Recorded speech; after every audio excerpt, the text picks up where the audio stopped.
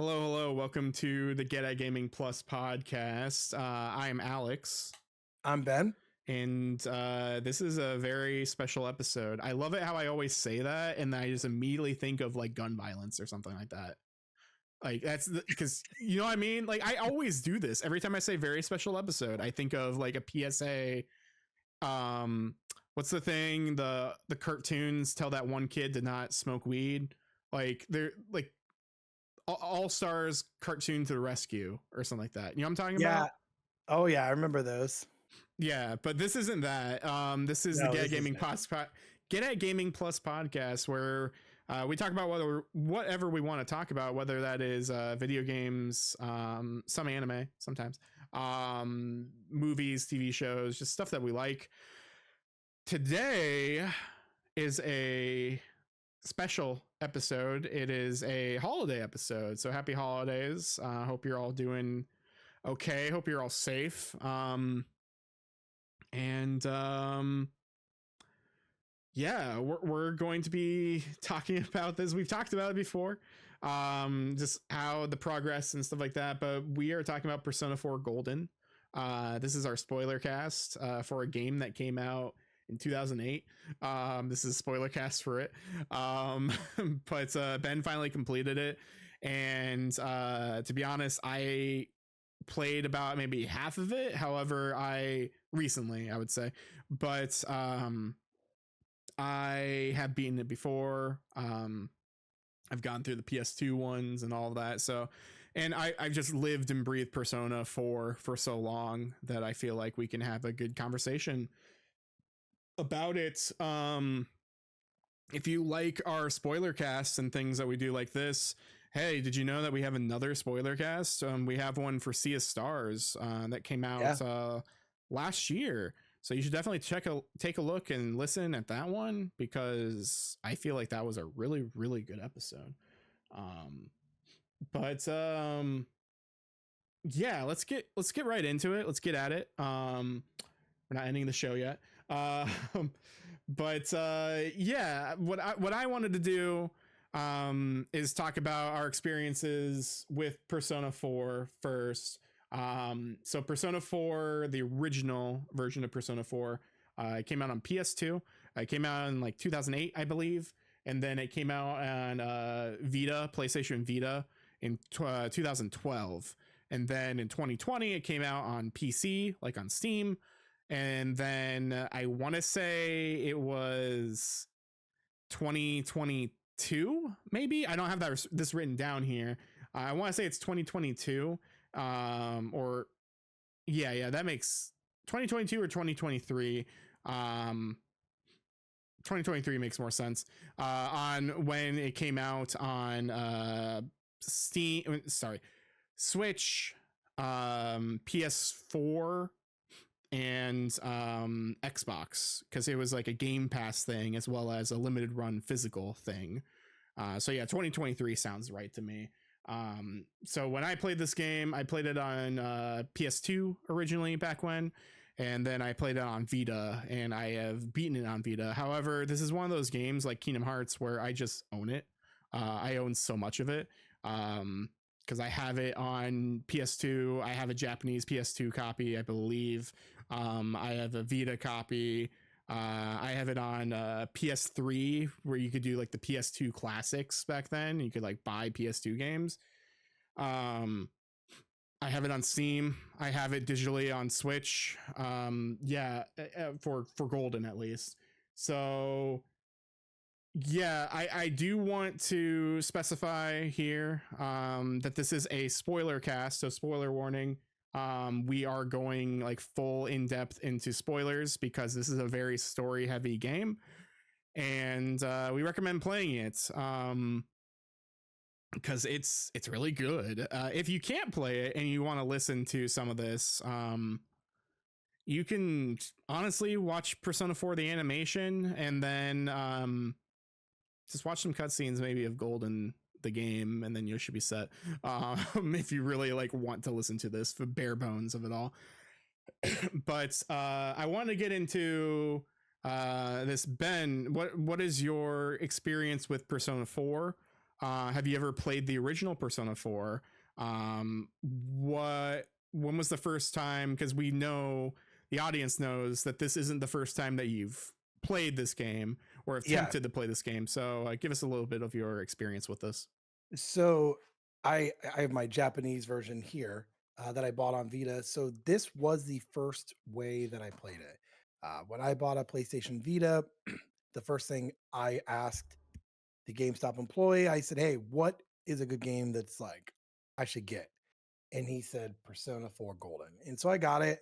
I played it for a little bit and I'm like, I'm not really getting this. I'm just at that point, I was a lot younger. I wanted it more fast paced role playing. And this was very story driven.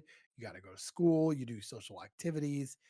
And I just didn't really, I didn't see for what it was. Well, obviously, I've been doing this podcast with Alex for over 4 years now, almost five.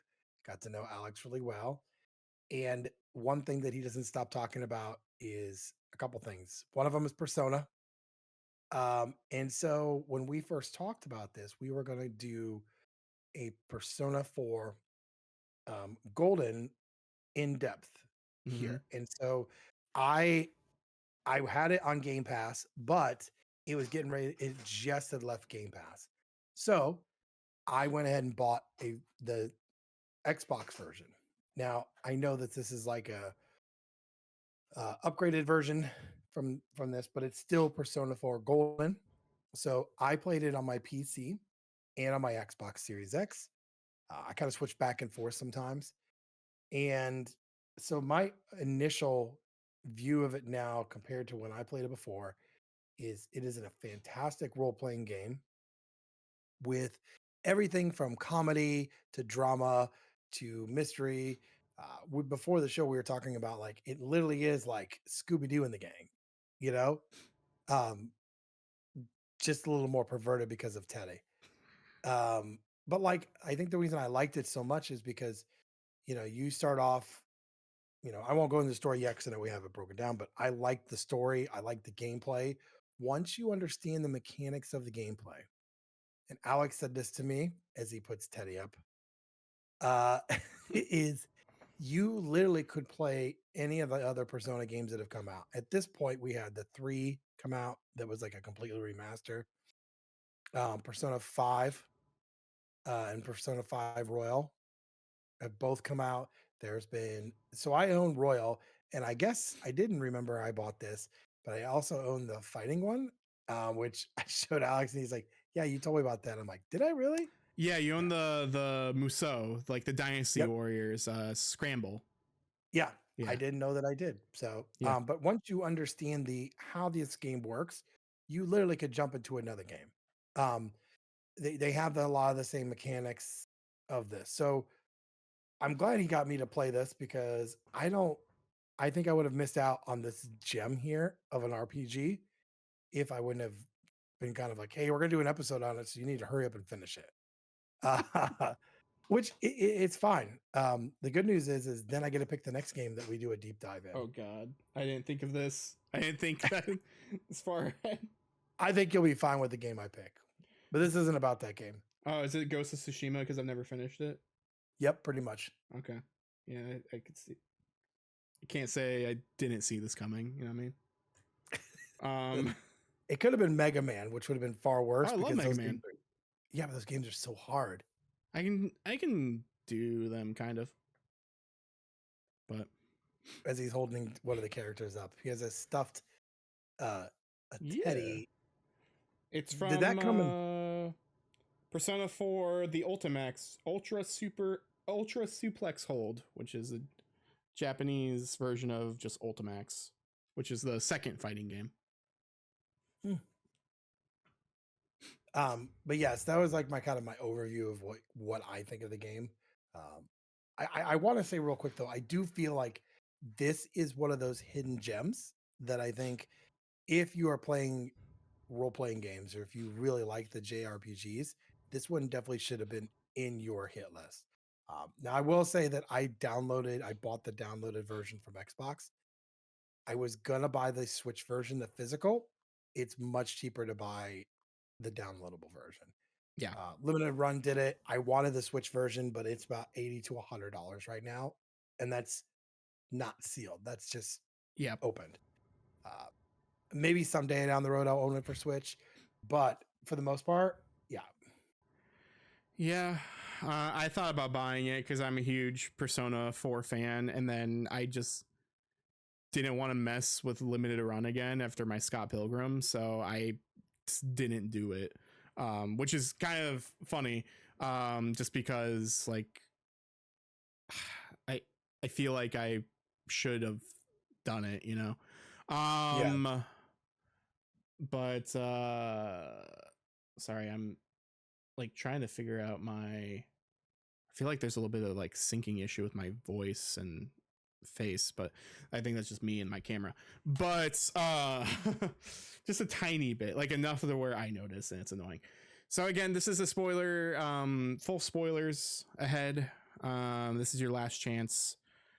And go. So yeah, I have played this. I played this game on PS2 and then played Vita. I played on a bunch of things. I beat it on Vita. I don't remember if I beat it on actual PS2 or not. I know I got really far. But it was the game that came out for the Vita when everyone knew, like even Atlas knew, like it was like, all right, cool. So you bought a Vita for this game. Here's a protective case for your Vita. Here's a carrying case for your Vita. Here's this like cover for your Vita, like just like decal stuff.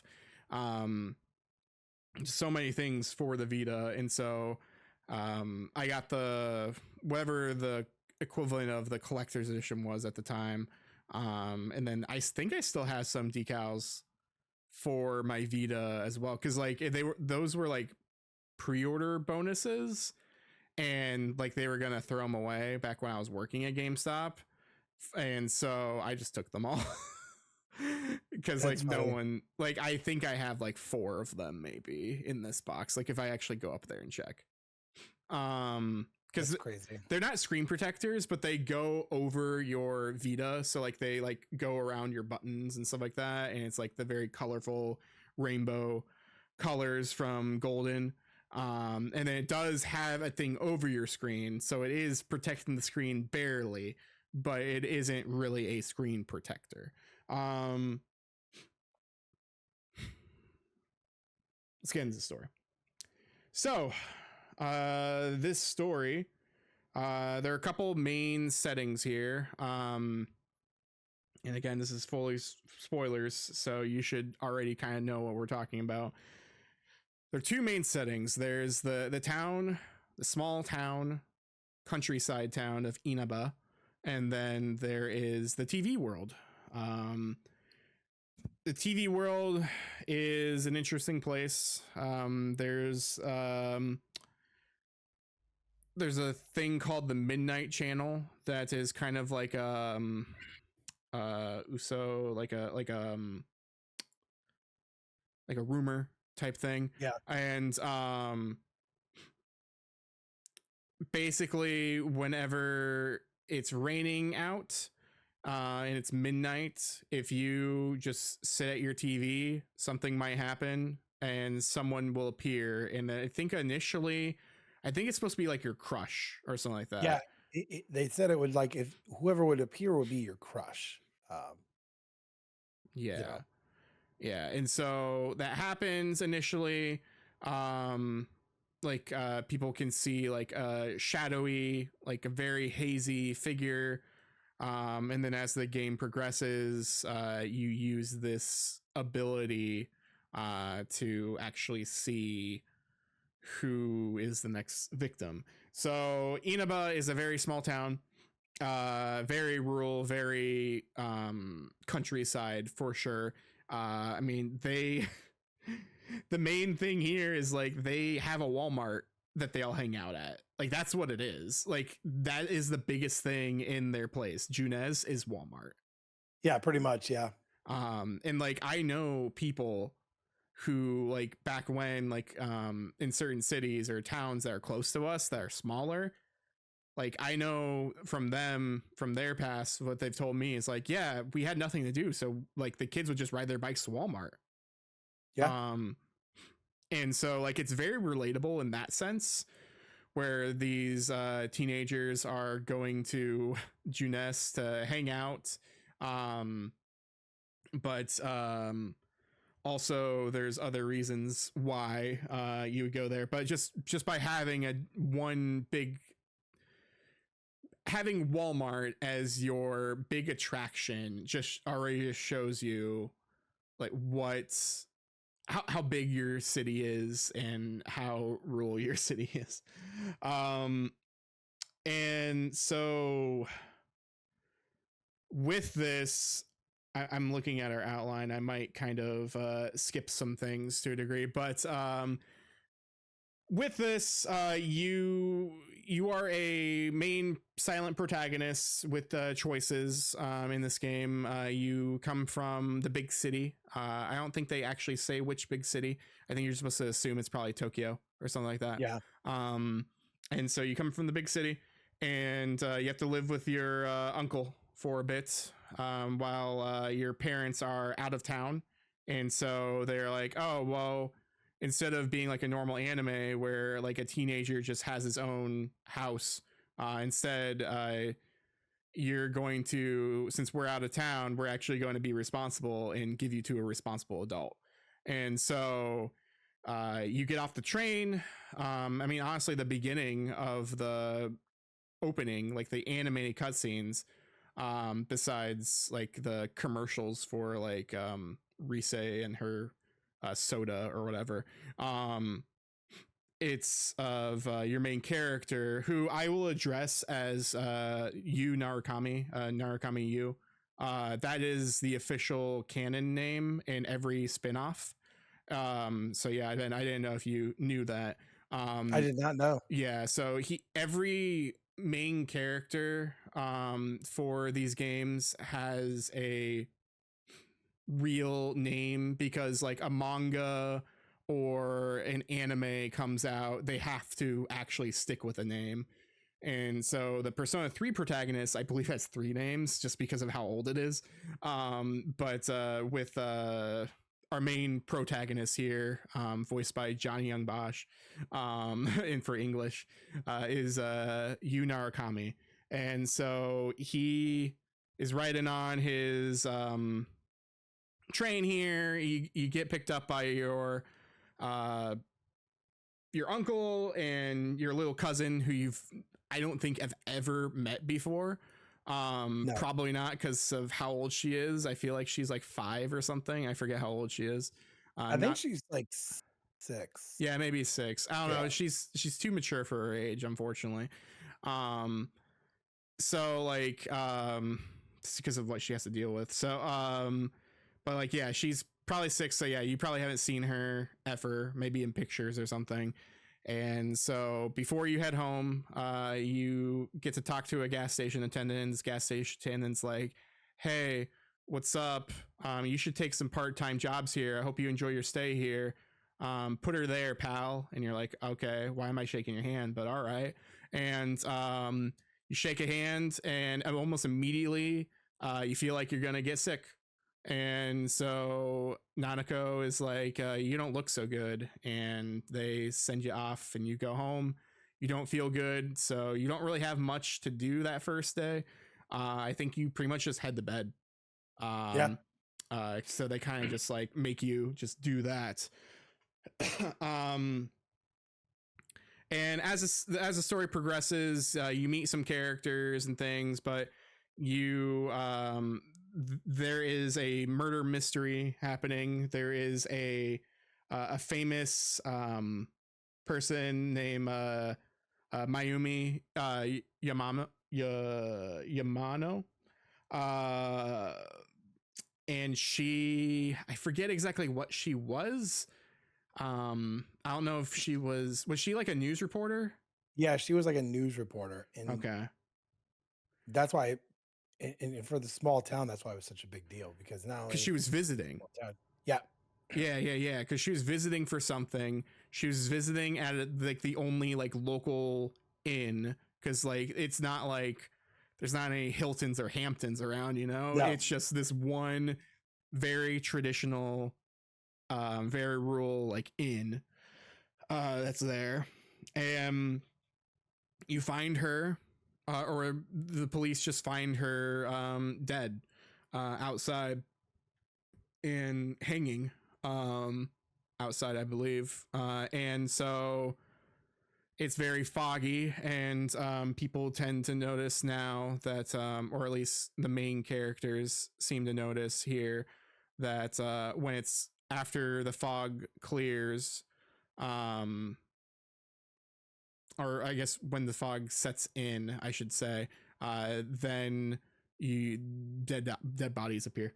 At least that's what they kind of notice.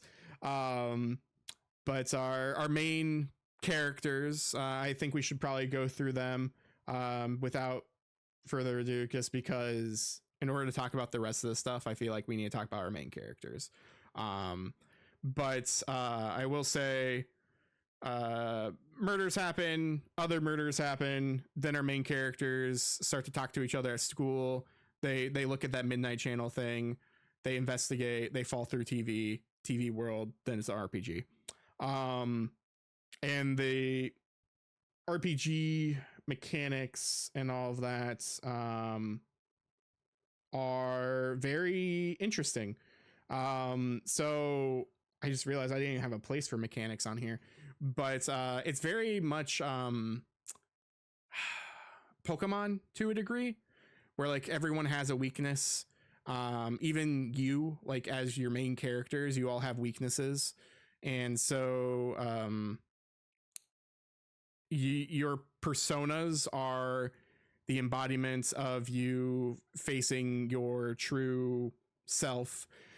And so the main character has something called a wild card, which means that it's just game reason, game logic is that so you're not stuck with the same persona the whole game, because you initially get Izanagi, and that is a Zeo or electric persona for the most part.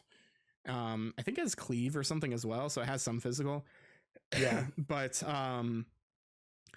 it's that is your first persona, and then so like others, I don't know all their names to be honest, but like others, as you'll see later on, they have weaknesses and strengths as well. So it's very much a, oh cool, I see this one I don't know, weird face thing, I can use Zeo on it because that's electricity and I know that's weak to it. And for most Mega 10 games, if you've seen this villain or this enemy before, generally speaking, at least when personas, it seems, generally speaking, they're all weak to the same stuff as games continue.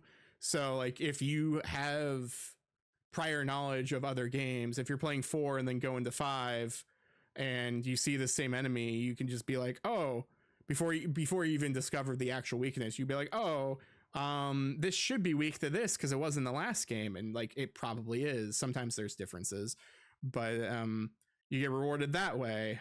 When you find out weaknesses for enemies or resistances or any sort of thing, when you use an attack, elemental or physical based attack on an enemy, that's a special attack, it will fill up in their meter or in their bestiary, I would say, and it will show you like, oh, I tried to regular attack against this person, well, they reflect it, so it says repel, or it's does nothing, so say like null, or one of my favorite personas, Black Frost, he has drain fire, I believe, and so like there's also like drain where like you can get health when you're attacked by the element instead. So the game really works on figuring out the weaknesses. When you figure out all the weaknesses on each of the enemies on the main screen, then they you get a chance for something called an all-out attack, and it's like a special attack where everyone can show up and do some stuff. Depending on who you have in your team, there might be something even more special from that all out attack. So like if you have I know we haven't talked about characters yet, but like if you have like let's say Yosuke and Teddy, they have something special. Or if you have Yukiko and Chie, they have their own thing. And then if you have Kanji and Naoto, I believe they have their own thing.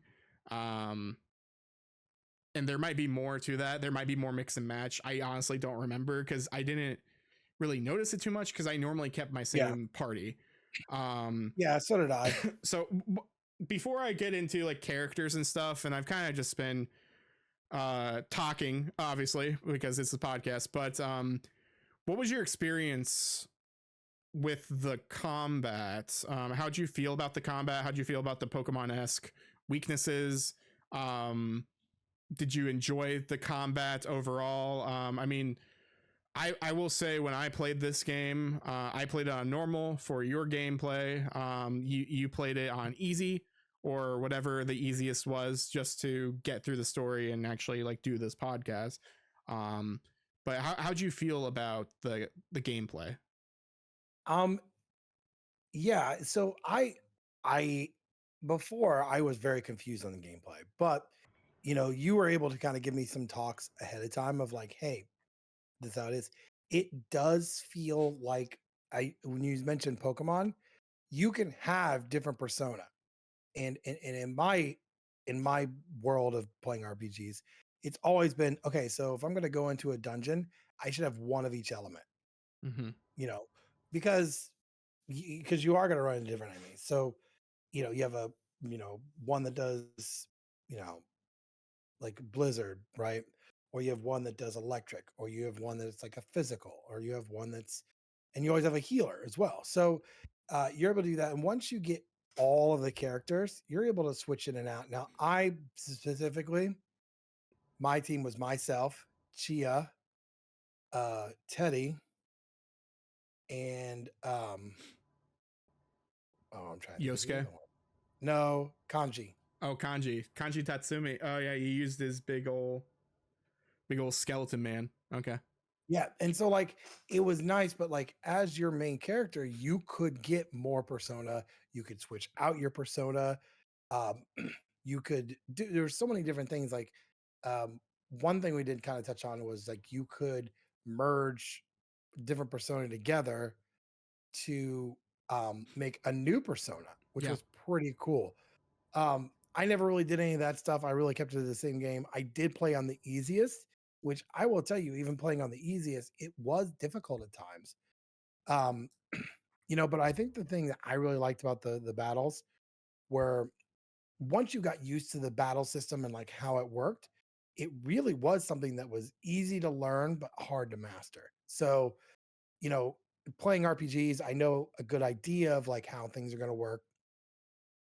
But for me personally, I really liked it. And again, like I said before, this also made it so I will play other games now that I know the mechanics of it, which for a lot of the other games, I use the same type of mechanics. Yeah. So for me, learning the mechanics was pretty easy. Now that I do know the mechanics, I can play another game. I can play a different game. Yeah. I could do a bunch of different stuff. So Cool. Um, Yeah, and with that, yeah, I didn't really talk about like persona fusing and stuff like that, but yeah, because you are the wild card, you can do whatever you want. You can fuse personas. yeah, There's a certain special list of personas, and that's where Black Frost comes from. Because I think that's why he's one of my favorites, because he's one of the first like list fuse persona things that you can do. Because I believe you have to have a Pyro Jack, you have to mhm, have a Jack Frost, and then you have to have a King Frost, I think, and then you merge them all together, infuse them, and then you get that. You can get like really really big ones in there as well. What I like to do in that game, in the games in general, is to um, basically whenever there's a certain point where like my characters or my personas levels have gone up, I go to the compendium and I register them, because then and I register them at their highest level, that they're at currently, because otherwise the previous registration is like at a lower level.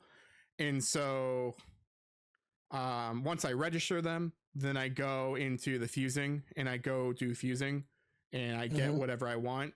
And then if I really want to at some point, I can go back into the registry and pay money to get my persona back before I fused it. And so there's like ways of doing stuff like that. Now, I didn't really do that. I kind of just registered as like a panic maneuver, just in case I really Yeah. wanted something. Just because like it is one of those things where like you go to the Velvet Room and it's like, hey, do you want to register your personas? I'm like, sure, yeah, whatever. Like I just click the button immediately, like, yeah. Because why not? Unless I like accidentally caught something that's too small and I accidentally level it up or something, and then it rewrites over something. Yeah, why not? But yeah, there's a lot of things with that type of gameplay. And then really quick again before we get into the characters, which I guess is kind of a good segue to characters. There's something called social links, which isn't new to Persona 4. It's a Persona 3 thing mostly, where side quests as well as just side quests, whether that is with actual like side quests with other characters like NPCs, or side quests with your main party or party members, I guess I should say, Yeah. can happen. And depending on what you do there, say like I think it's Yosuke. I believe he's the Arcana of the Magician, I want to say. And so with him, I'm making stuff up here to a degree, but like let's say like with him, he is a magician, and so if I level up his social links higher, I'll have a chance to get better personas when I do fusions with things with magicians. So it will like just increase the stats more naturally, or do certain roles or like weird roles or something when you do a fusion. But you also get rewarded where if you do increase them all the way to social link 10 for a lot of things, you get like a item, I believe. You get like a present, and then you also get a the if it's with a party member, you get their persona, to where it their persona evolves into something Yeah. different. I don't know the evolution names, to be honest, just because like you only see them near the end, and then like in every other spinoff, it's just the base personas, so you never really see these. And then even then in Golden, I believe they introduce another evolution as well. So like even after you do the social link and you do all that, I think you get another one, if I remember correctly, right before like the final boss, if you like talk to everyone and do certain things. Yeah. I had several characters all the way up. So Yosuke, Chia, Kanji, Teddy, and Rise were Risa. Yeah. all reset. Those ones are all like level 10 social. And so now with Risa, was the good part is because when you would go into battles after she was totally leveled, to give you an idea, you could go into a dungeon and every battle you got into, she would scan them and say what their weaknesses were. So you So like, got everyone except you didn't say Yukiko, right? You didn't get Yukiko? no, Okay, so you didn't get Yukiko and you get Naoto. Is that it for the investigation team? So you got a good chunk of them for your first time. yeah, That's pretty good. yeah, and so like, but like everyone does different things though. That's the best Yeah. part. Um, and then of course their persona become more stronger when they are like that and they have special abilities of some sort. Mm-hmm. Uh, Risa though also would be like during a really heavy battle, she might come in and help you and throw like, give you XP or SP or Yeah, uh, she has those random like stat boost things where she's like, "Oh yeah, yeah, you gotta attack up for no reason." You're like, "All right." yeah, or like defense goes up or something, Yeah. and she would do it on the whole team. There was a couple battles where it was really bad, and I was like, I don't know what I'm gonna do here. And then she would show up, and then bam, you would instantly get like more health. Yeah. or attack up or defense up, which really, really helped. Mm-hmm. And would kind of turn the tides. So social links in characters was very important. But I will say this as a newcomer to the game, I didn't mind doing those things. I didn't feel like they were like, oh, I really don't want to do these things, or they didn't feel like they were like, it didn't feel like a job. It did feel fun still of like Yeah. but I think the other thing would do is get you to know the characters really well, you know Yeah. more of their story and backstory and stuff. So the game does a really good job of like, yes, we want you to do these social links, but and they're gonna do things for you by doing them, but they still felt like they were fun though. It For wasn't like yeah, for the main characters, I will say. I personally think there's some stinkers as far as like NPC social links go. Um, but yeah, for like the main characters, for like the main party members and stuff. Yeah, I think their social links are really cool. I like the Chie one where like uh she wants to be like a police officer or something like that. She's like training, yeah. and like I think that's really cool and admirable. I really like um I like how we're talking about characters for characters. I don't know. I'll talk about that here in a second. But but basically, um there are certain characters who I hate. And one of them we'll get to here in a second. But let me ask you a question. For your did you do clubs? Because I think they force you to do one club.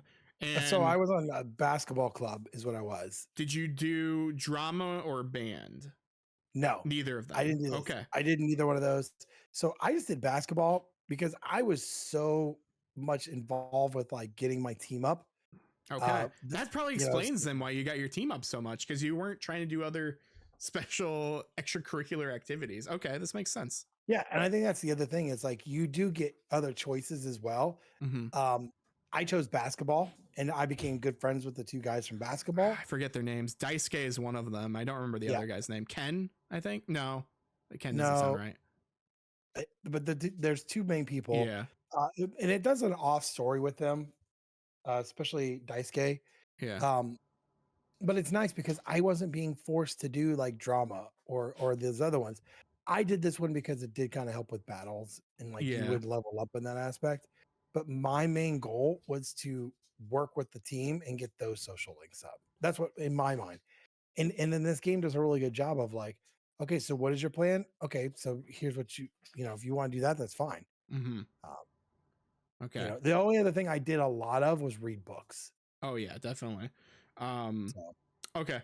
I was just so you didn't meet one of the worst characters. Like honestly, this is not really controversial, but maybe controversial. Um, drama band, they both suck. They're both awful. As far as like your social links go, you got like Yumi who like hates her mom or dad. I already forget because she's so forgettable. She hates her mom or dad, but she's in drama, and then she's like then they're like one of the two. I forget which one she hates. Again, don't at me, don't get mad at me. It's been a long while since I've done these social links, but they go into the hospital and then she's like, I don't actually hate them, something, and then like you have to deal with her, and then you can date these people too. So like yes, these random side people you can date. um and then band has the worst character. I forget her name. Chitose maybe, but she is awful. She is the most whiny kid ever, and I hate her. She's awful. I hate her. Um she's like a very short, very small little girl, and so you might have seen her like in the hallways or something before. And I do remember she seeing her in the has like hallway. black hair with like bangs, I believe. Like shorter like black hair maybe. um I'm trying to think if she has a bowl cut or not. Maybe not necessarily, um but yeah, she's not great. There are some interesting social links with like when you get a part-time job at the hospital. I don't know if you did any of that kind of stuff, like any of the part-time No, jobs. so Because that's the other you funny can part. hang out with a nurse and then kind of flirt with a nurse. Yeah, I did none of those. So like I and I don't want to take from the game. There are so many things you can do on the side Yeah. for these things. But like I really, and I know looking at our notes, we're kind of jumping into some of these things here, but I think the things that I wanted to accomplish, I want to make sure my team was secure. After talks with Alex, Alex has played these games a lot, so I got some heads up of like things to do ahead of time. I wanted to make sure that my team was ready for battle. Um, and Mm-hmm. and and that basically comes from one of my favorite role-playing games of all time, Final Fantasy X. um, you had to make sure your team was ready because if you got to a certain point, you almost had to restart the game. And I didn't want to get there. Luckily, this game does a good job of like helping you out. But the I did really no extracurricular activities except for the basketball. That was it. Um, Huh. I only did basketball, so I didn't work at the hospital. So when I'll talk more about it when we get close to the end of the game. But so my end of the game stuff was quite quick. Um, Did you fold cranes or anything like that to try to get like diligence or okay? Because you know, no, like there were part time jobs where it's like you could do these at home. You can seal envelopes or something like that, and you get money, and then you would get like, oh, you did a meaningless task. Here's some diligence. yeah, no, Okay. which it did come into play with some things that I wanted to do in the game where it says, "Oh, your this level isn't here for this." Which is fine. Um, the only major thing I did besides that is I got my scooter license, which I think everyone does. That's a new thing to Golden, I believe. So Yeah. Um, but yeah, I think it is definitely fun because you can choose to do, and I mean, my game, I will tell you right now, my full game was like almost 50 hours. Okay. And that's me missing some of these other social activities like part-time job, working at the hospital and doing these things, mm-hmm. drama club, band. I didn't do those things and I still was at almost 50 hours. Yeah. So you can imagine if you do everything, easily 60, 70-hour game. So Easily. there is a way of like maxing and doing everything in one playthrough, and you have to like follow a calendar essentially, and it tells you like, all right, on this day you need to do this, so you get diligence, and then you can talk to this person and start this social link, and then this next day you're gonna just read because you need to read right now. And it's like there is a way of like doing everything in one go, and like people like to do that sometimes. I've never done that personally because I don't really care to do it all in a row because that kind of feels like it defeats the purpose of you being you're making actual like decisions, because that's the whole point of the game is making decisions, doing time management on your own, Yeah. seeing what you actually care about instead of just trying to fit every single person in like a psychopath. But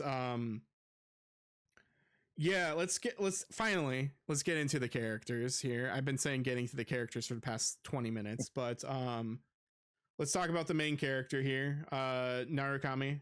Yu Narukami. He's a protagonist. He again is a silent protagonist, voiced by Johnny Young Bosch. You only really hear him actually speaking when it comes to either the anime, or when he is saying all of the personas names and like yelling and doing grunting, ADR type stuff in the battles. Um, we kind of talked about him earlier for Narukami, just talking about like his basic premise and why he's here and all of that. What he has the wild card again, so he can go to the Velvet Room. He can hang out with Igor and Margaret, and they basically say like, "Hey, you got some interesting stuff happening to you soon. We should hang out and keep in touch, and maybe I'll help you later." And so that's kind of what that was.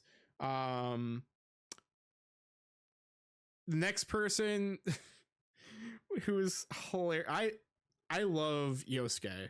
Yosuke Hanamura is one of my favorite characters. Him being Yuri Lowenthal as well just sells it for me completely because Yuri Lowenthal is such like a bro voice. Yeah. He's such like a really good friend, and even before you even meet him, I don't know if you remember this or noticed it, but when you're walking to school, like the first few days before you even talk to him, you see him like messing around, or like he's riding his bike, or like something bad happens to him and it's like, oh, you just let him be.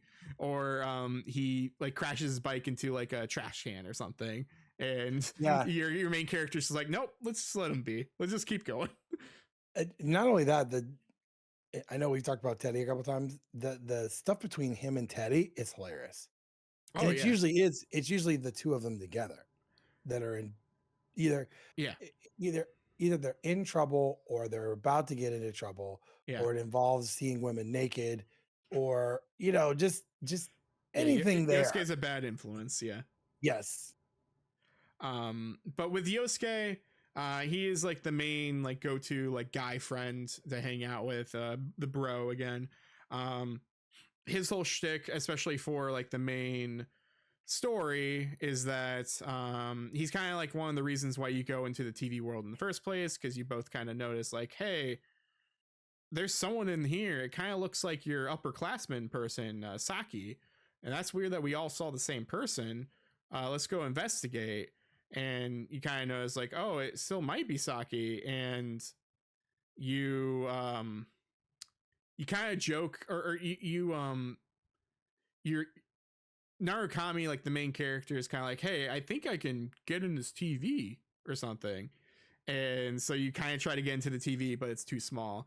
And so the main characters, at least two of them here, so Chie and Yosuke, are like, ha ha, it's too small. All right, then.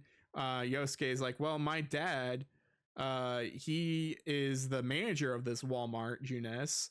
And so I can just walk around and do whatever I want. So let's go to the electronics section then, Mr. Funny Pants. Let's see if you can actually fit in the TV. And you immediately just like put your hand in the TV, and then they freak out, and you put your head in the TV as well, and you all kind of just fall in, and that's where you first meet the Teddy. That kind of just makes things go from there. Chie Satonaka, she is the another bro, honestly, to a degree. Yeah, pretty much. She is a very sporty, um, good friend, to everyone, but she also has a very aggressive side, I would say. Um, and so with her, I'm blanking on the VAs right now because I'm just doing that from memory. Um, Aaron Fitzgerald, I believe, is the current one. But in the PS2 era, Chie had a completely different voice actress, that was much more adult and less high pitched and annoying, if that makes sense. But like at the same time, this high pitched, annoying voice works better for the character than the previous one. There are people who care about old Chie versus new Chie. I think they're both great. They both have their merits. But Aaron has been doing Chie way longer than this other person, which I forget their name because they like retired from acting, so that's why they're not in it anymore. And so this person's been doing it way long enough to where like they are Chie at this point. But yeah, she's a good friend to Yukiko. She's a really good friend to Yosuke, because they are like, I don't know, this town's so small again, that like they've all probably all gone through the same school system, and they've probably been in each other's classes multiple times. The main thing with Chie is that she loves martial arts, and she wants to protect her friends, and if you break her DVDs, she will try to kill you. Yeah. Because yeah, Trial of the Dragon, you can't break Trial of the Dragon. Um, but Yosuke broke the DVD because he was gonna go and bring it back, but then when he fell into that trash can, he broke it. So things actually add up. Things happen.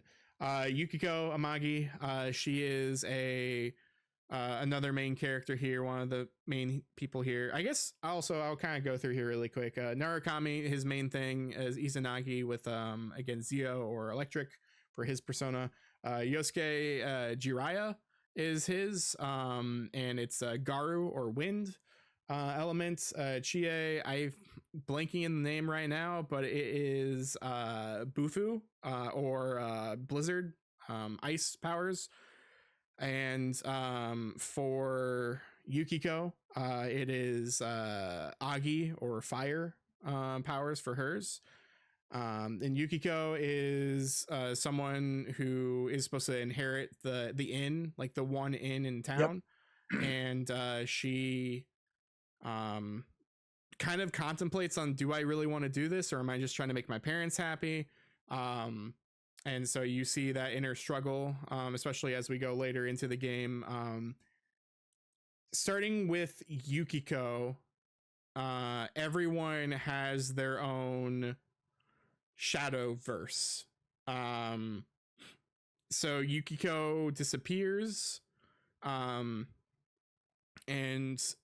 you don't know why Yukiko. You're starting to see Yukiko like on the Midnight Channel, and they're like, oh, maybe these are the people who get murdered showed up on the Midnight Channel. And so they notice that Yukiko's on there. They try to stop her from like being like alone and all this, but she inadvertently does go into the TV world. And you can tell when someone's in the TV world because the Midnight Channel is very clear and it is like a TV show. And so for her, she shows up as like a princess in a castle, who is very damsel in distress ish, and just waiting for her prince to show up. And she kind of just goes away at that. And when you go through these dungeons and things like that, you find out like, oh, this isn't actually Yukiko, it's her shadow. And so again, shadows are manifestations of like, they are part of you, they are part of yourself, they're just over exaggerations of your feelings and thoughts and desires. And so once you accept certain things of yourself, then you gain the power of a persona. And so everyone so far has had to do that. Yosuke did it when his crush, I guess, Saki passed away, and he kind of freaked out because he overheard some stuff talking, like, I don't know, like whispers in Saki's section, where like, oh, she never really liked Yosuke. She hated him. She was only being nice because her parents were being like run out by Yosuke's family. And so he kind of freaks out and his shadow pops up, start making fun of him. The key words: do not say you're not me. Every time someone says you're not me, then the battle happens. Then your shadow transforms into like a weird version of your persona, like a monster version of your persona. You have to fight it. Once you fight it, then the character accepts their persona, and then they're now a party member. So yeah, I'm kind of, because we're already like going pretty like long, but I'm kind of like combining things together here. Next person is Kanji Tatsumi. People love Kanji and people hate Kanji. People hate Atlas for Kanji in the sense of they don't commit to certain aspects of Kanji, and they kind of just laugh it off in very 2000s humor. They don't know. It's Japan not knowing how to write gay characters, I guess, or at least bi characters in some degree. And so Kanji is a very masculine, tough guy, delinquent, dresses up. He has blonde hair because he's bleached it.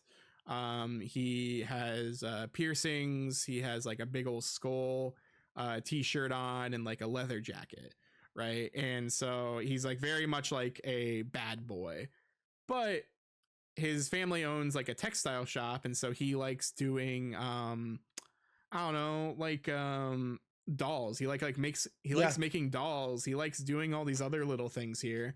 And so the way that the game portrays it is like he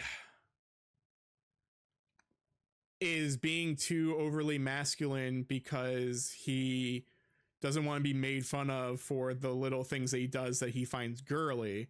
But his persona or his shadow, and like when they see that and go there, it's a steamy bathhouse, and it's a very, very blatant, overly um flanderized gay person. Um just very, very much so.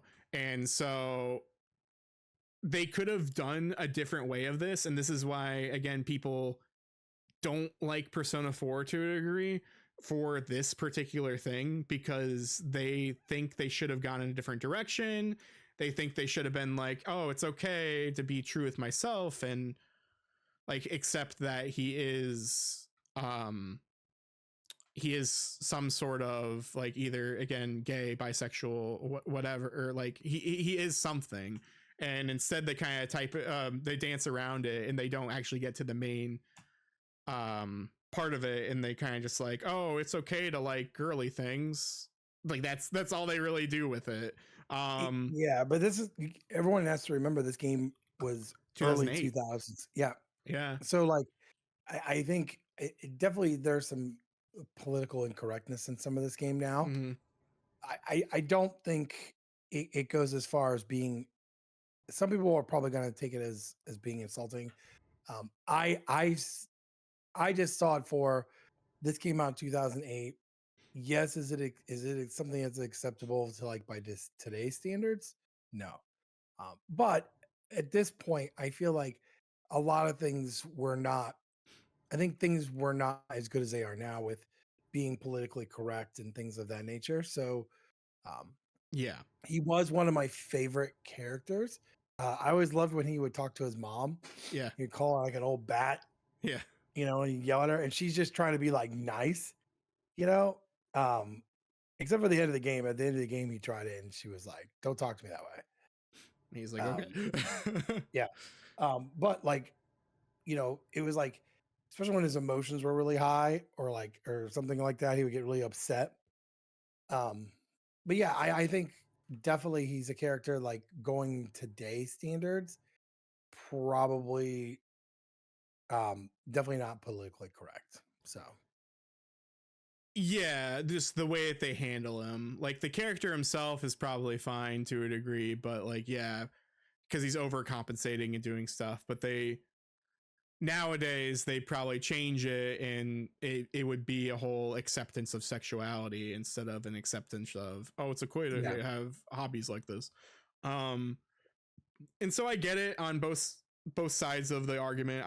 I understand both reasons why, good or bad or whatever. But and then after all of that, then there's just a bunch of gay jokes in the game, and because they went through that whole experience with the very overtly gay Kanji Shadow. Yosuke is making so many homophobic jokes, like oh so yeah, many things. And like, yeah, that is dated. Yeah, that is wrong. And I'm not trying to defend the game. Um, but it is 2008. Like it actually takes place in 2008. Um, and also teenagers are really stupid and they don't say correct things, and so there is that to take into consideration as well. That it's unfortunately genuine um that this happened, because that is what happened then. That probably is yeah, stuff that still happens now. um Obviously media and things should be the better person and um try to show positives instead of just stereotypes and negatives. But you just have to take with it like what it is, and it's a period piece as well to that degree. So you just have to accept it. Yeah. Fortunately, which I mean, I guess it's the theme of this: accepting yourself, accepting things. But yeah, cool. So Kanji was your favorite then, out of all the characters, besides I guess others that we haven't talked about. Of the ones that we just talked about, Kanji is your favorite so far. Yeah, and I liked using him on the battlefield just for what he brought to the team. With his chair, Um, he just has a folding yeah, chair. he just has a folding chair. Some of the characters we haven't talked about. There's still one more Yeah. that I really liked. Okay. All right. Cool. Yeah, Well, I guess we'll just continue here. Rise Kuchikawa. For the longest time, I kept calling her Fujikawa. I don't know why, but Rise Kuchikawa. She is an idol, like a very famous idol, who is kind of like retiring ish for a little bit. And so she goes and lives with her, I believe her grandma, at yes, tofu. a tofu place. Yeah, I believe so. And so she kind of just wants to hide for a bit and just like stay away from the media, and wants to just like have a nice rural life. On the flip side of that, then you got her shadow and her place, which is a strip club. Very overtly notice me type shadow, because it's a stripper. Honestly, Yeah, it's just her trying to having an identity crisis of like what she wants to be, and so again the shadows are um just over exaggerations of what the person's inner desires are to a degree. And so she wants to be noticed, she wants to be an idol, but she also kind of just wants to stay at home, but she secretly just still wants to be noticed and stuff. And so that's why, like, I mean, a strip club is, I guess, is what it is, because it's also, uh unfortunately it's also Japan. So there's that. And so once you do that, man, I'm gonna skip around here. I'm gonna skip over two other characters here because I don't like that ordering of this. We're gonna skip over to Teddy. So Teddy is one of the first people who you meet in the TV world. He lives in the TV world. You saw him just a little earlier, I guess, not just a little bit ago. We're already an hour in, but you saw him earlier in the podcast if you looked at the video version. And he is just a bear. He is a bear in like a clown suit, essentially. And he just lives in the TV world, and he doesn't know what's happening. He's just like, one day there's just all these people to start falling into the TVs, and shadows pop up, and it gets really scary. So you can't see in the TV. That's weird. Let me make you some glasses. And that's why all the characters have glasses, and while they're fighting, because they have to have glasses in order to see through the fog. And so Teddy's a really interesting character. He is comic relief, but he also is a required social link, to where he's integral to the plot. So you can't just like hang out with him. You have to like just progress the story, and then little by little his social link will just go up on its own. And the reason why I wanted to bring up Teddy right now is because right after right after Rise's fight against her shadow, then Teddy starts to second guess himself, because he sacrifices himself, and he's really flat, and like there's nothing inside him, and he's just having an existential crisis of like, what am I, who am I, and all of this. And Shadow Teddy appears, and Shadow Teddy's just this big old scary monster that's just a huge old Teddy. yeah, And he essentially is kind of like one of the final bosses to a degree. I think people have said that he's connected to like the big old like circle eyeball thing, but I don't really remember the evidence of that. That could have just been wishful thinking from years of me, not wishful thinking from me, but like wishful thinking of like other people who've tried to analyze these games for the longest time. And so Teddy, after this experience, and he gets flattened and everything, and you save him and you defeat the shadow, he gets his own persona. I'm blanking on that. King Taki Doji is something. He gets this robot persona that can shoot rockets and throw toys and stuff.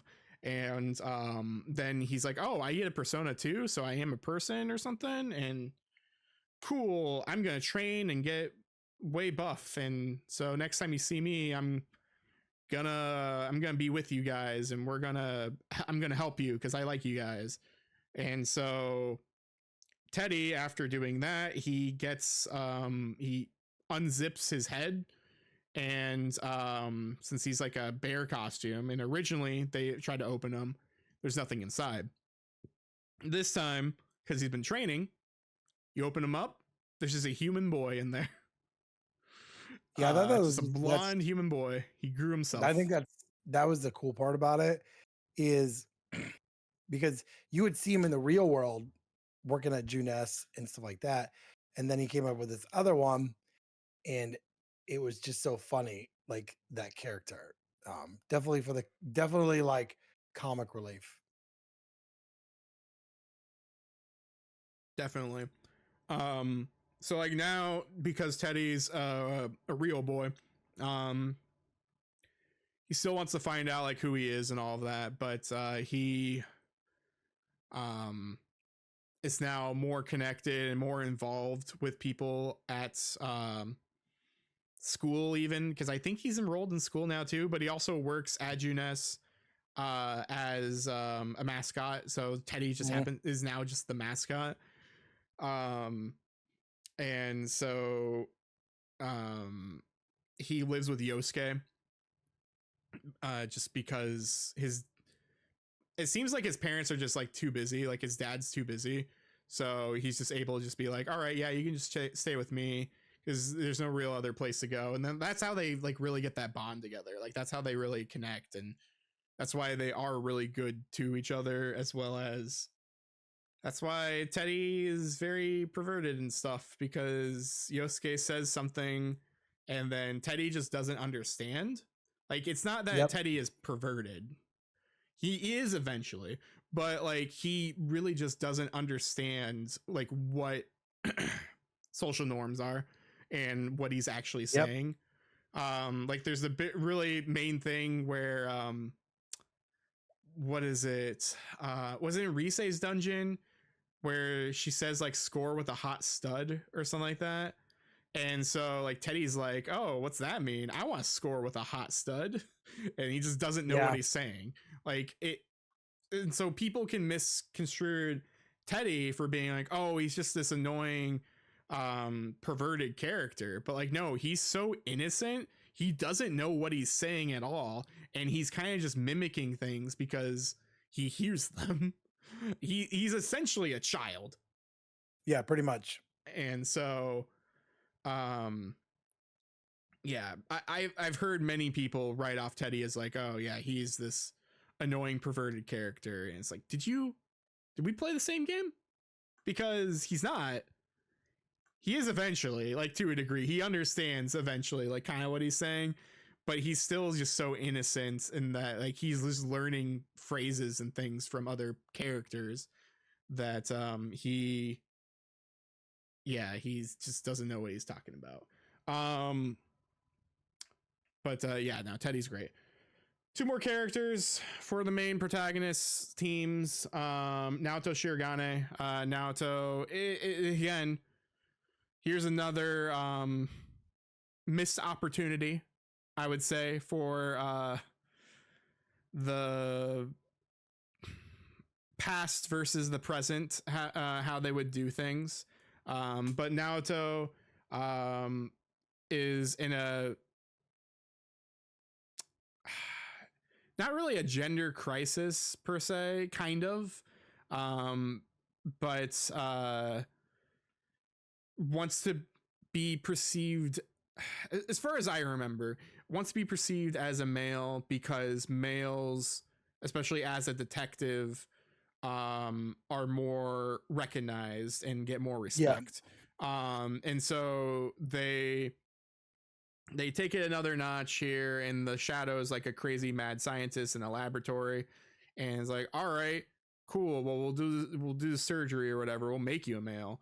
And so like they're the inner meanings and things of things that you can analyze from this are uh gender identity crisis, and so that could be portrayed a different way nowadays. Like they could again commit and do something there, but they don't, um which is a missed opportunity. But honestly, um Naoto is so late in the game that just Naoto in general is just kind of a missed opportunity. I'm just gonna say that. Like, Yeah. I think Naoto's a good character, but because already so many other things have happened, um, you kind of just, it's not that you don't care, it's just that you're just so busy with all this other stuff that already happened. And so you Yeah. barely have enough time with Naoto unless you have all the intelligence to do it and just like go through it fast. Yeah. And I didn't have that. I needed more confidence, I think is what they said. So I never really had like a big relationship with her. Okay. Um, but yeah, you really have to have that built up really well, or you can't even do a lot of stuff with her, like those Mm-hmm. social links and stuff. Yeah. Um, so we're gonna go into some supporting characters here. There's mainly three to a degree. So there is your uncle, Ryotaro Dojima, and he is the protagonist, Narukami's uncle. That's where you're staying. That's the reason why you're here in the first place. He is a police officer, detective, and so um, he lost his wife to um, a murder. I believe it was It a was a murder, hit. It huh? was a hit and Hit run. and run, yeah, a hit and run.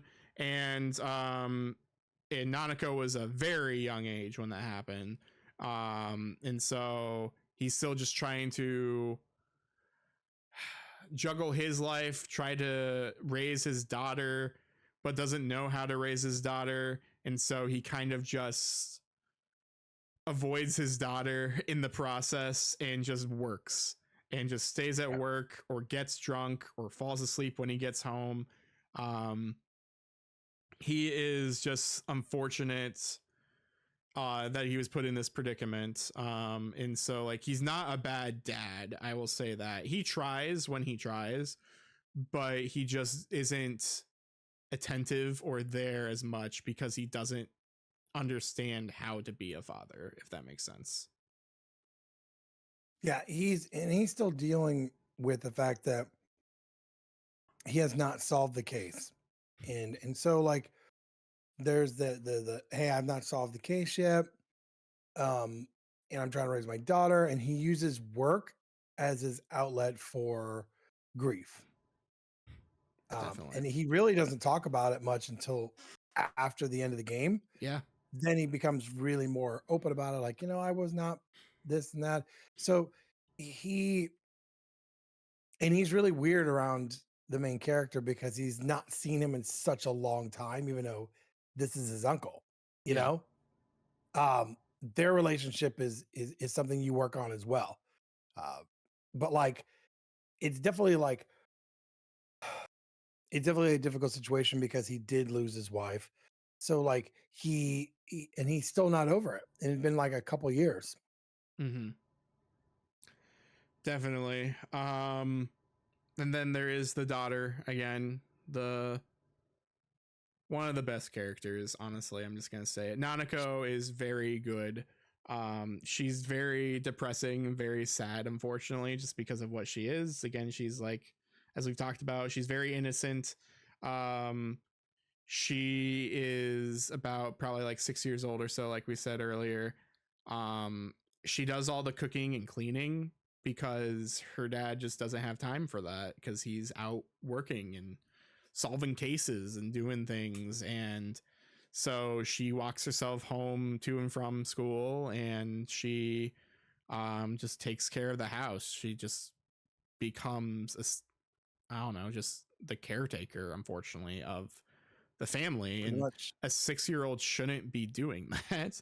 um, and so one of her things that she uses to cope, I feel, with her feeling, if she feels sad or whatever, is Juness. She loves Juness. She loves that song that plays on the commercials. And it's really sad to hear, like, oh, it's like a comparison of like, hey dad, can we go to Disneyland, versus hey dad, do you have enough time from work that where we can go to Juness? Like, can we just go Walmart? And even then he doesn't have time for that necessarily. um and so it just really is kind of sad and depressing there. Uh with Nanako though, like she later in the game, like she has her own dungeon. She has heaven, because it's kind of her. She doesn't have a shadow because she's too young, but too young and too innocent, I believe. So I think that's why she doesn't have a shadow just yet. Like she still just kind of accepts her whole self. But like heaven is kind of a creation of maybe her mother, of like just knowing like where she's at, looking after her and all of that. And so you run into one of the characters who you think is the bad guy, and he's like, oh, I discovered that if I saw someone on the TV, um if I throw them in the TV, then they won't die. Yeah.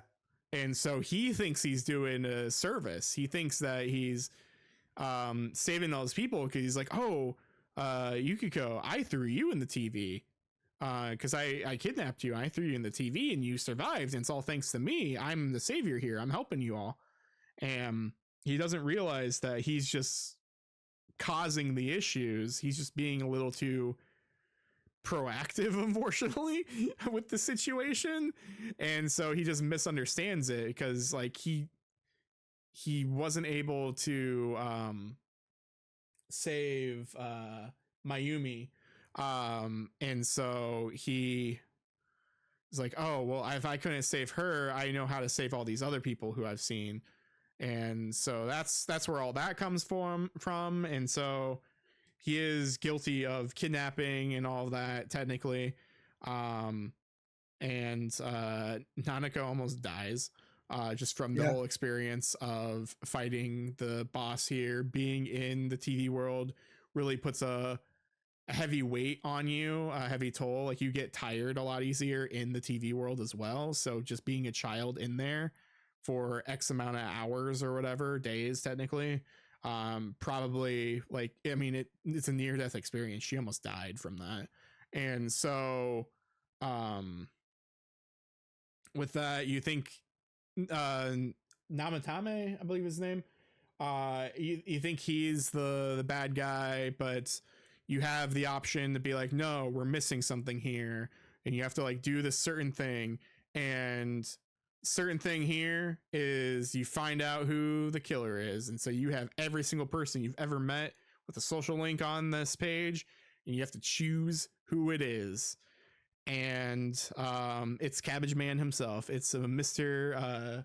Torodachi. And Torodachi is a comic relief character. He is the partner to Dojima at the police station. He's a guy who your wife would like this. He's very much a Hagrid, where he's like, I shouldn't have told you that type stuff. Like he just kind of just like lets out information. He's like, oh, whoops, I shouldn't have told you that. And then the kids are like, oh, did you hear that? This thing, we should go here. And it's funny because early on in the game, I'm like, I think I called Alex and I said, "Yeah, I'm about like 15, 20 hours in. I've already met most of the characters." I'm like, there's something wrong with him. There's something he's not right." And Alex is like, "I don't know. We'll just wait and see." And then once I found that out, he's like, "I gotta let you know something because you gotta answer these questions right." And he's like, "Yeah, did you see that?" I said, "Yeah, I saw it coming." And once I figured it out, I was like, "Yeah, it makes sense now." Yeah. Yeah, definitely. Um and did you do any of his um social You link? know? No. Okay. Um because his social link is new to Golden, because it's one of those things where you um they added it because they believe probably that most people who played regular can have a different experience here. And so if you max his social link or get to a certain whatever the max is for him, I don't remember if he has a full max or not. Yeah. But if you do, you get an option where you can basically not turn him in, and you realize who he is and what he's doing, and you get a phone call and you say, um we're friends now, like we're not gonna like rat you out or anything. And so you Mm. agree to not rat him out. And so the bad ending plays where you just get back on your train and it's all foggy and you leave, and then you hear, I believe you hear like Adachi laughing or something like that. Because Mm. Adachi is basically like, "Oh, um you've been hanging out with me, you've been doing this stuff here. Um, you're just as guilty as I am at this point." And so there is only one explanation, or only one way to get out of this, is just to let me be, and just don't turn me in. And so you do have that option at a certain point Right. if you do that. But Adachi is, yeah, he's Cabbage Man. He hates cabbages, I believe. I think that's what the meme is. But Yeah. and he again is just very much played as like, yeah, I shouldn't have told you that. I'm a goofy guy. But I really do care about all of you. And here's here's all this information that you shouldn't have, but here it is. And he's kind of like leading you on a trail, just for fun at that point. And he admits everything. You find out who he is, and you go and fight him. And he has like a dark Izanagi, and then you fight him, you win, and that's the end of the game. But it's not.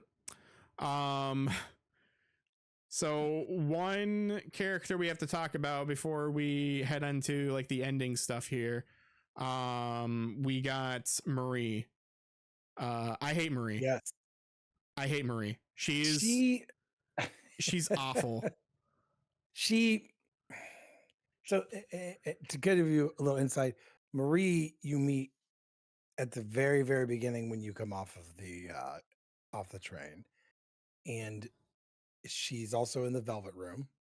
Mm-hmm. And you have an opportunity to build up her social link. If you do it correctly and you build her all the way up, basically helping her remember who she is because she can't remember, you get the good ending. Is she a good person? No. She seems very she seems very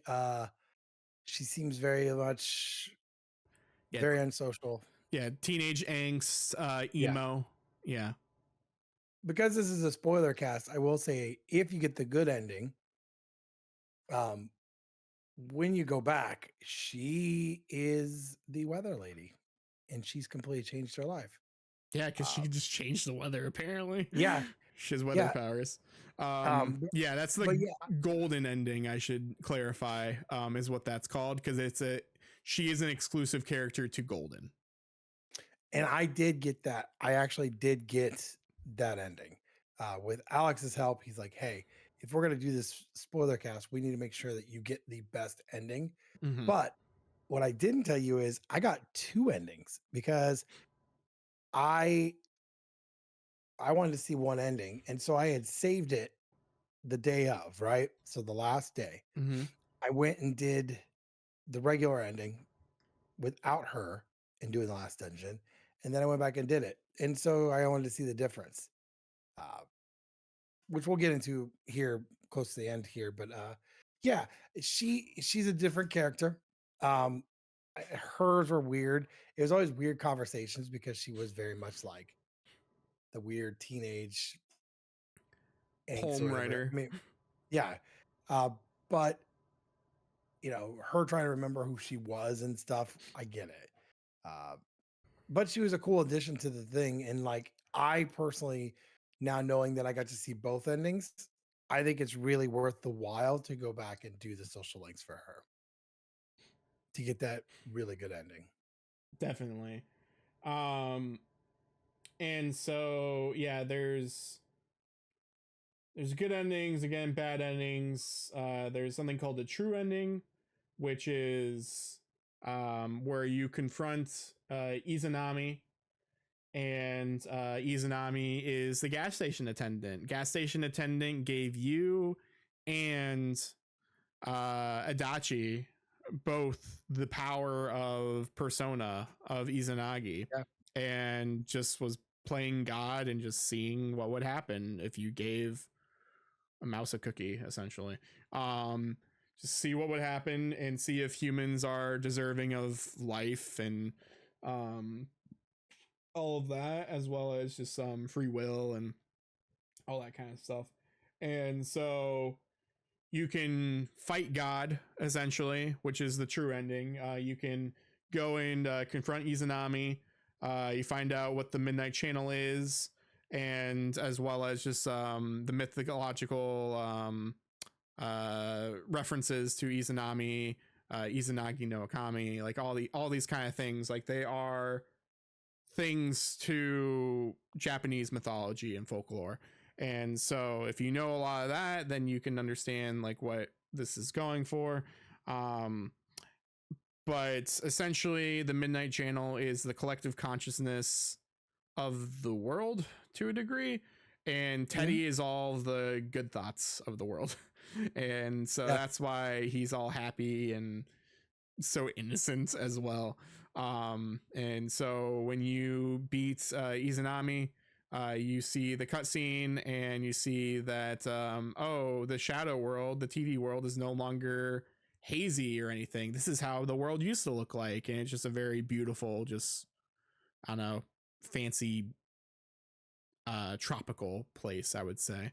Um, and so if you do the true ending, cool. But then yeah, like you're saying, if you did the Marie ending, which there aren't many differences to the true versus Marie. Did you notice that?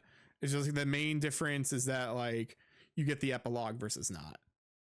Right. Right. And I think it was great seeing the epilogue.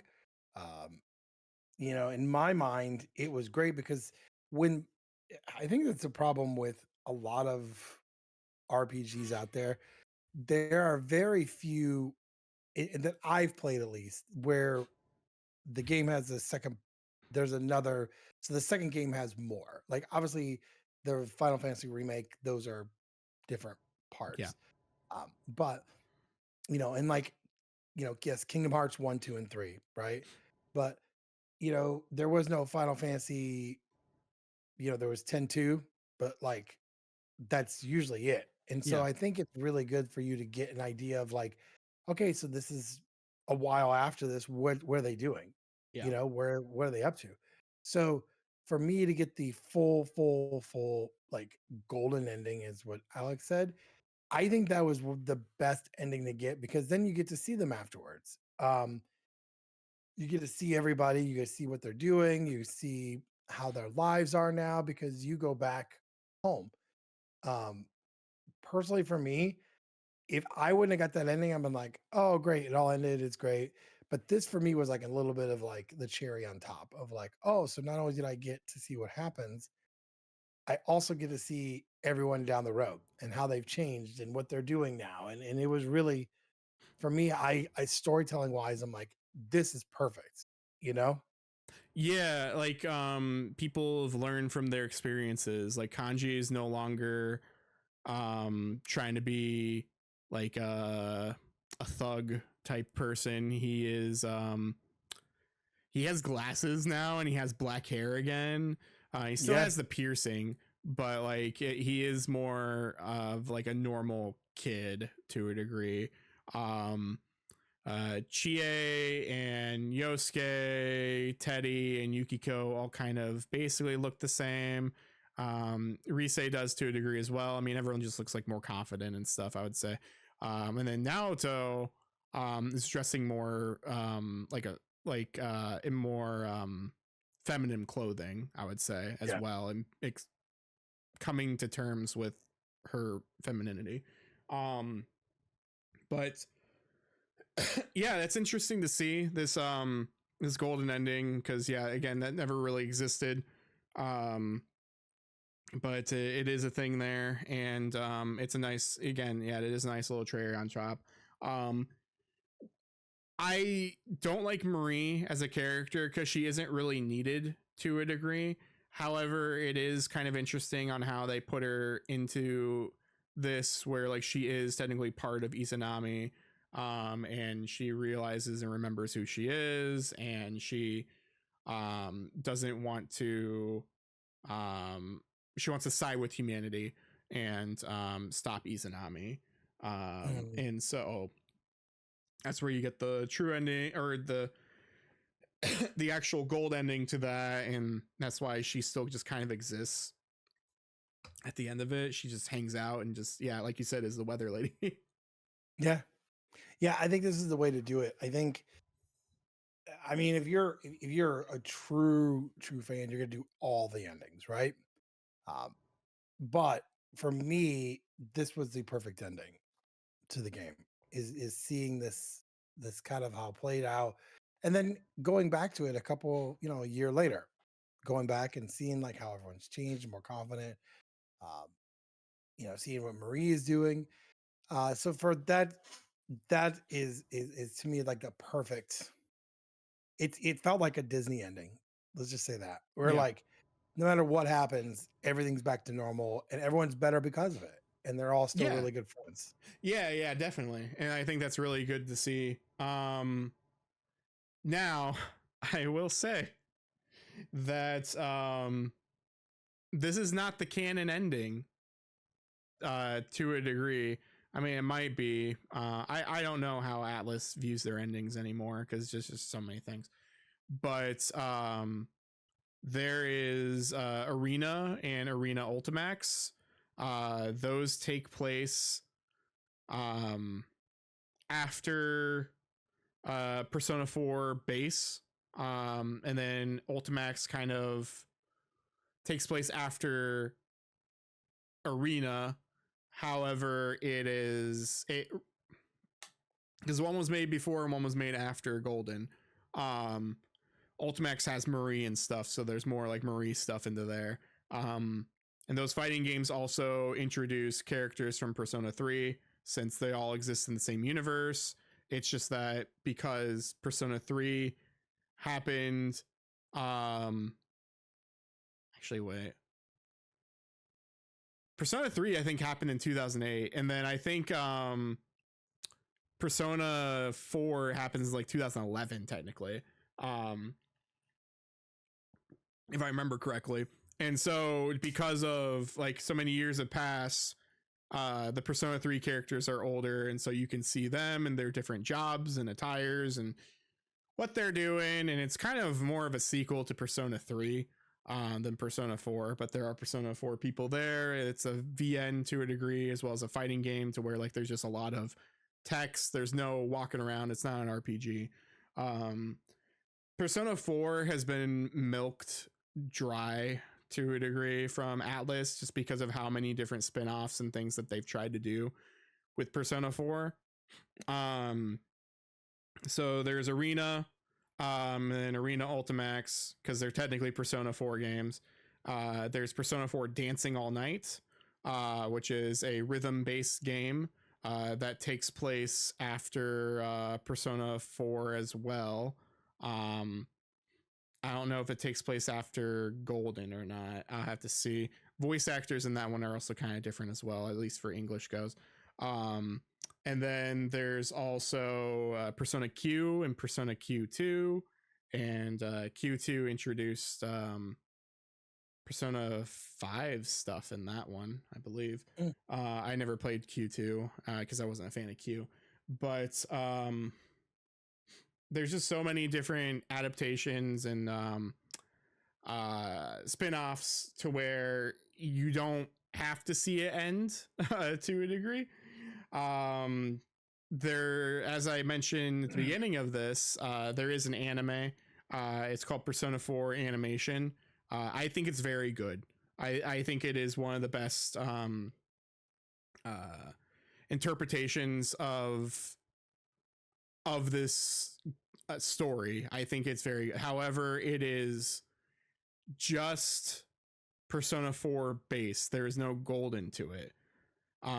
It was made by PA Works, I believe, the studio, and then A1 Pictures made something called the Persona 4 Golden anime.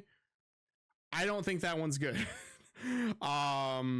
It seems very rushed because they wanted to do a lot of the golden stuff, and so there's a lot more Marie in it. It's a lot more Marie heavy because, oh, she's new, we gotta talk about her. Whereas 4 is very much like the real story, the meat and bones of it. And so Persona 4 the animation also has a really good episode. I think it might be 2 episodes where they deal with side quests, and it's kind of like the main cast are like, hey, where does our friend protagonist go? He's always gone, just randomly. What's happened to him? And so they go investigate and like try to figure out like what he's doing, and then so they just see him like, why is he hanging out with this nurse? Why is he hanging out with these kids? And it just gets to be like a really fun thing there. Now, because I'm choking, but also because you have only played this game, are you interested in other Persona mediums of this story? Like, are you interested in the fighting game? Are you interested in the anime? Either of them? The anime definitely sounds something like I would watch. And I will probably, as I lose my mic, I will probably look those up and see into those. The fighting games, yeah, I know for a fact that those Persona games are expensive. They're not cheap. The PlayStation 2 ones. So I don't know if I'll get those. But I do think it's great to expand on a universe and be able to have more in the universe. For me personally, I will probably check out both anime, even though you're like, oh, I like the one, just to kind of see what's out there and see, what's up with it. Yeah. So I will say with that is that Persona 4 the animation, as far as I know, that's not available anywhere anymore. I don't know who has the rights to it. I think it was Sentai, and they probably let it just expire. Probably. And then Persona 4 Golden, I think that's everywhere, or at least on Crunchyroll. I don't own Golden because it's Aniplex, I believe. Aniplex and A1 Pictures, so it's like really expensive Blu-rays and DVDs. I own Persona 4, the animation, on DVD, and the reason why I own it on DVD and not Blu-ray is because Sentai Filmworks at the time were real stupid. I think they fixed it for their big edition, but The Blu-ray, when it first came out, it was 2 parts. It only had the dub on it. It didn't have a sub, but the DVD had the dub and sub. Gotcha. I don't understand. I feel like if anything, it'd be the other way around. But Yeah. that was the thing. So that's why I own the DVDs. I think the Blu-ray all-in-one set has everything, but that's out of print because it's Sentai and they like to just make things out of print and never lose the license to things. But we've talked a lot about Persona today. As I'm losing my voice for some reason already. I think it's the fan. I have to have the fan on, but like it's blowing in that dry air, you know what I mean? And so I do want to talk about a couple more things here really quick. Even though we're going over time than what we initially said. Oh no, you're good. So Persona 4 is the first one to where you can control your party members. Now, did you do that? Or did you let them do their own thing? No, I controlled everybody. I don't like the RPGs where you can't control your party members, because in my mind I have my own set strategy of what I want to do, and using the computer's version of that, of like, oh, this is, we think this is what's best for you, just never has worked for me. I die more often in those cases. So yeah, once I was able, and it says, oh, by the way, you can control everybody, I'm like, done there. So I controlled everybody. I controlled what they were doing. Um, you know, it's kind of like Kingdom Hearts, how you could say, hey, I want Donald to be more of a healer, and it's like that. So but yeah, I did not let them control themselves. I did it all on my end. So everybody's command was done by me. Okay, because I wanted to say that Persona 3 and Fez on PS2, you could not control your party members at all. You had to just trust them. And that was intentional, apparently. And because of that, then you get characters who get cursed and then curse your other characters. And so yeah, just stuff like that happens. So yeah, I was just curious how you set that up, how you're doing that. But Persona 3 exists, Persona 5 exists obviously after this. I have mentioned this time and time again on this podcast.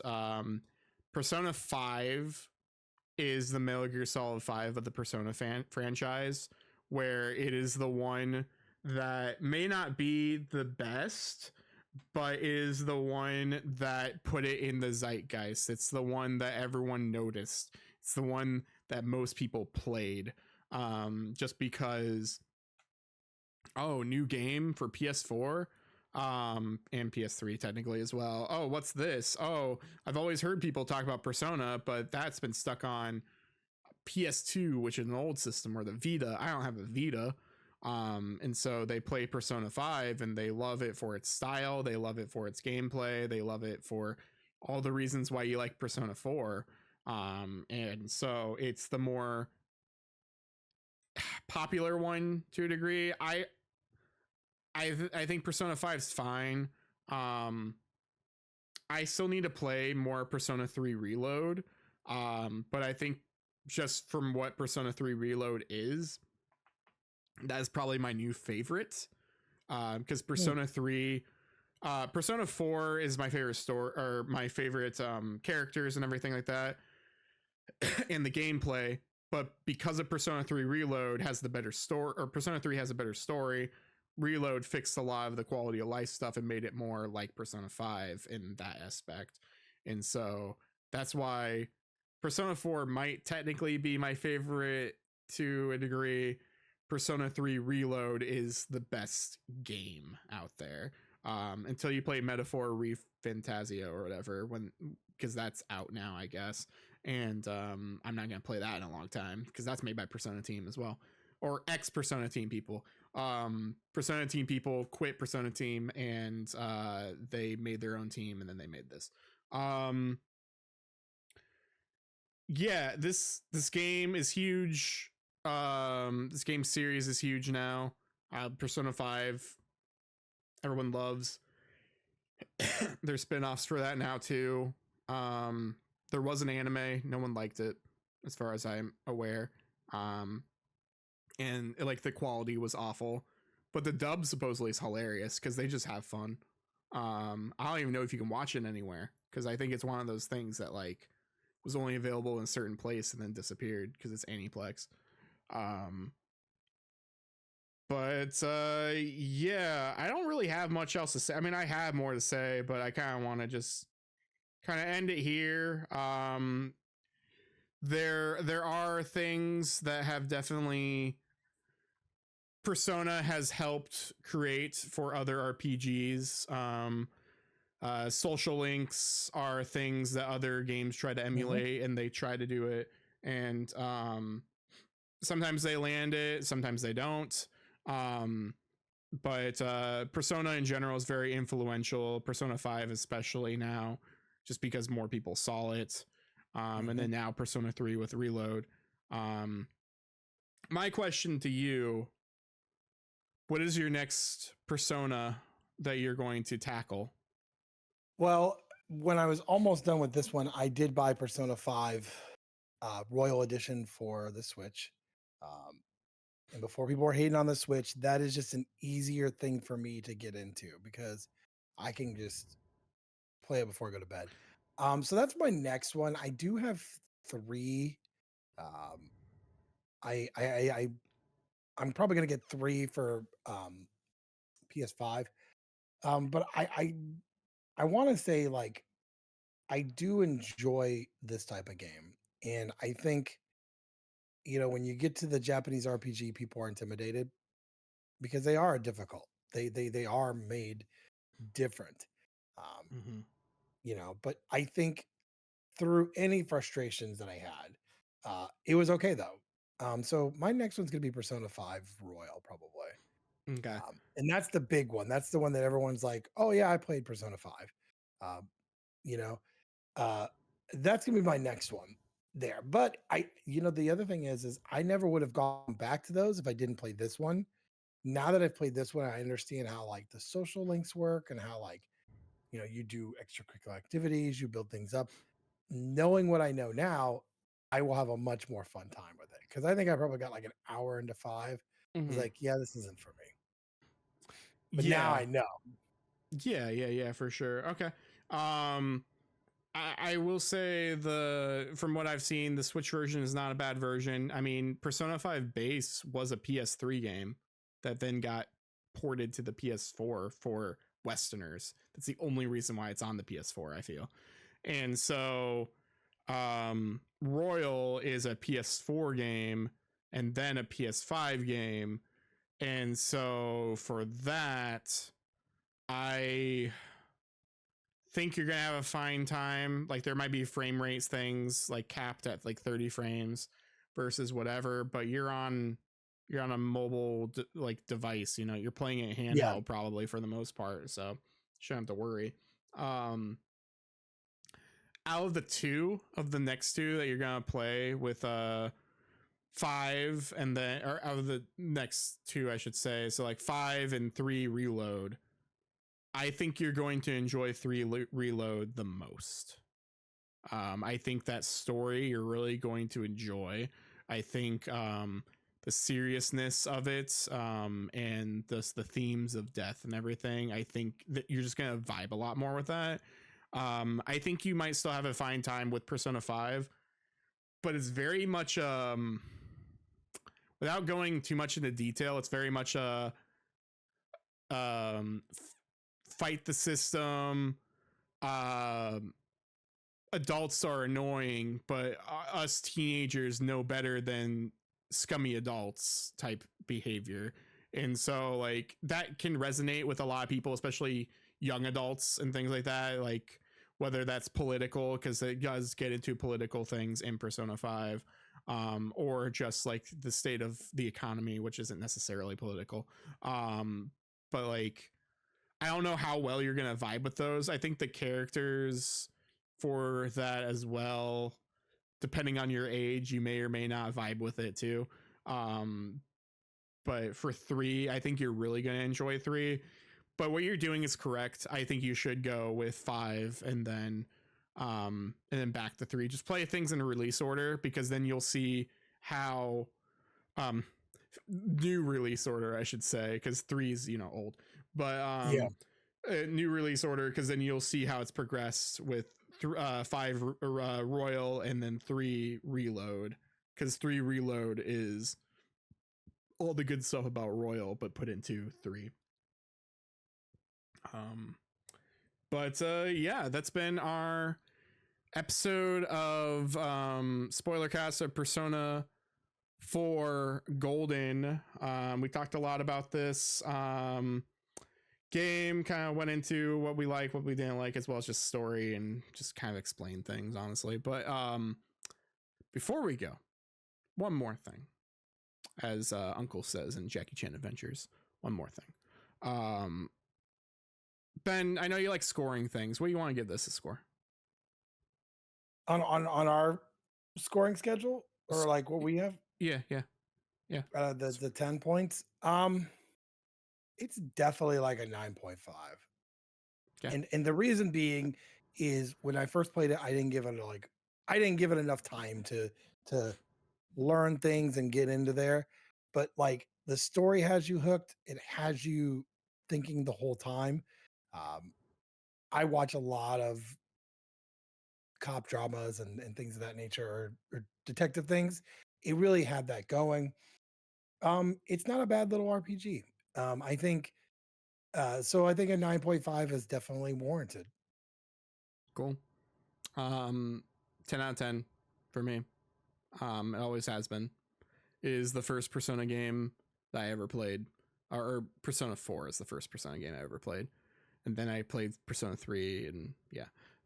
So yeah, it is a 10 out of 10 for me. Golden is a 10 out of 10. It may get slow, but as times, but the experience, the package is excellent. Cool. So yeah, that's pretty much wraps this holiday, this beefy holiday episode. So I hope you enjoy it. You can find us on YouTube. You can find us on Spotify, as well as other audio things. But yeah, over the since it is the holidays, we don't have none of these are live recorded. They're recorded earlier, so if some big news happens, sorry. We're not talking about this because, one, we don't really do news anymore, but two, there's just nothing to talk about there because we're not here. And so we'll be back next year, and you'll see more of that. Or depending on when this episode lands, you'll hear us next week or whatever. So Ben, do you have anything else to say to lovely people? No, but to happy holidays and to get at it.